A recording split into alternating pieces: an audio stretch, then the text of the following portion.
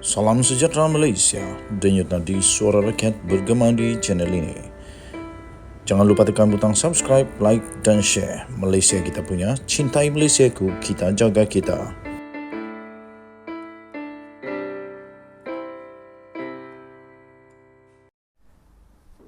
Salam sejahtera Malaysia, denyut nadi suara rakyat bergema di channel ini. Muhyiddin Tan Sri Mahyadin Mak Yassin akhirnya kantoi habis. Kita sudah tahu bahwa dia kantoi betul kantoi. Apabila dia berkata dia bukan suspek, tapi yang saya ingin ulas pada ketika ini ialah apabila dia kantoi bertindak tidak wajar. Dia kantoi bertindak tidak wajar ketika dia cuba untuk mempertahankan maruah dirinya daripada tercalar. Sepatutnya dia boleh mengambil tindakan berdiam diri dan bukan membuat sebarang kenyataan atau kesimpulan sendiri. Kantoi yang pertama ialah dia memang sudah kantoi lah apabila dia kata dia bukan suspek tapi membantu siasatan. Alih-alih rupa-rupanya dia itu suspek.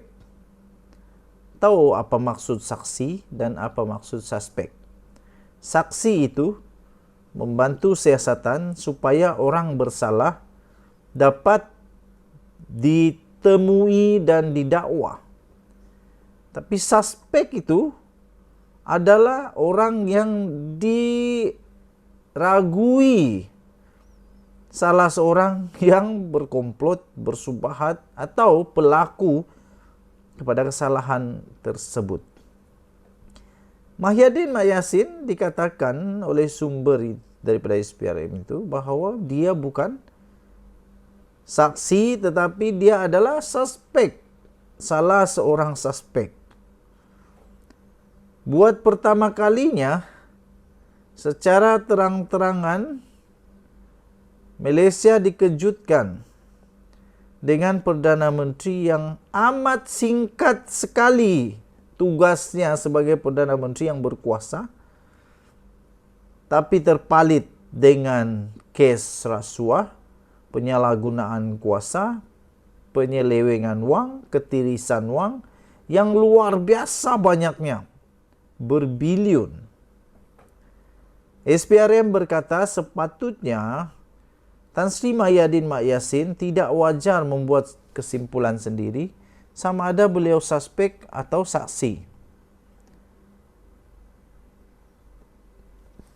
Adalah tidak wajar sebenarnya untuk individu yang telah dipanggil memberi keterangan membuat kesimpulan sendiri sama ada mereka dipanggil sebagai saksi atau suspek. Pertama, supaya tidak ada maklumat yang berbeza. Kedua, nanti terkantoi sendiri. Seperti apa yang berlaku kepada Mahyadin, dia terkantoi sendiri, dia adalah suspek dan bukan saksi. Tan Sri Azam Baki, Ketua Putrajaya SPRM, berkata menurut Seksyen 30-1-A Akta SPRM 2009, seseorang pegawai Suruhanjaya yang menyiasat suatu kesalahan di bawah akta ini boleh memerintahkan mana-mana orang supaya hadir di hadapannya bagi maksud diperiksa secara lisan berhubungan dengan apa-apa perkara yang mungkin dapat pada pendapatnya membantu penyiasatan kesalahan itu, katanya. Jadi, kemudiannya mereka harus menunggu sehingga siasatan selesai sebelum memberi sebarang komen tentang siasatan oleh penguat kuasa, katanya pada Isnin.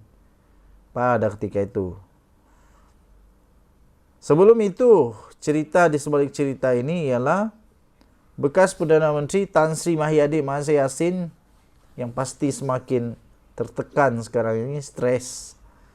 Tan Sri Muhyiddin Yassin memaklumkan SPRM memanggil beliau untuk memberi kenyataan sebagai suspek.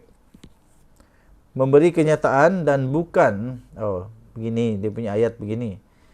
SPRM memanggil beliau untuk memberi kenyataan dan bukan sebagai suspek dalam projek Jana Wibawa pada ketika itu. Tapi alih-alih, rupa-rupanya dia adalah suspek.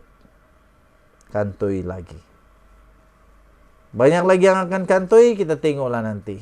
Denyut Nadi Suara Rakyat bergema di channel ini. Bye-bye. Salam sejahtera Malaysia, Denyut Nadi Suara Rakyat bergema di channel ini. Ampun tuanku, beribu-ribu ampun sembah patik, mohon diampun. Digarhayu tuanku, daulat tuanku.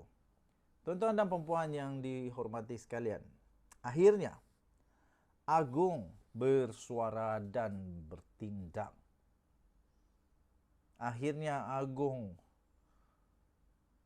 benar-benar kali ini mahu supaya kerajaan Malaysia, kerajaan baginda, kerajaan ini bersih daripada jerung-jerung, daripada tamak haloba, daripada yang suka makan duit rakyat, daripada mereka-mereka yang tak berhati perut, yang hanya pentingkan wang sendiri, perut sendiri, yang hanya pentingkan perut akaun parti, yang hanya pentingkan macam-macam lagi lah perut-perut yang lain.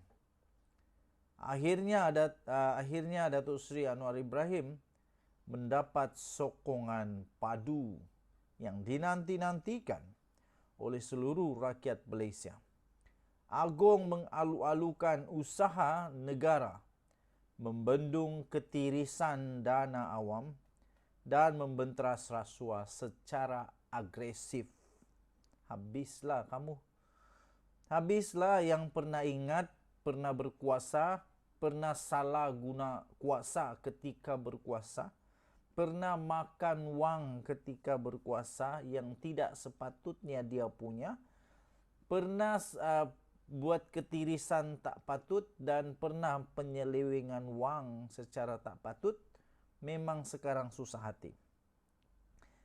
Pada hemat saya, bagi mereka yang memang tak senang dengan siasatan yang sedang dilakukan oleh SPRM, pihak-pihak berkuasa yang ada di Malaysia sekarang ini, mereka sebenarnya sedang melawan titah Seri Paduka Baginda yang di-Pertuan Agong ini. Kerana Agong memang mengalu-alukan usaha untuk negara membendung ketirisan dana awam dan membenteras rasuah secara agresif. Jadi kalau tak suka dengan apa yang dilakukan oleh kerajaan sekarang ini, maknanya mungkin kamu tidak suka dengan apa yang telah pun dititahkan oleh di-Pertuan Agong. Al-Sultan Abdullah Riayatuddin Al-Mustafa Billah Shah sah mengalu-alukan dalam usaha untuk membendung ketirisan awam selain tekad daripada kerajaan untuk membenteras rasuah secara agresif. Bukan lagi acah-acah, bukan lagi hari ini didakwa lepas tu senyap. Bukan hari ini di bising-bising di setiap media sosial, di newspaper, di berita, di TV. Tapi sebulan, 2 bulan kemudian hilang senyap.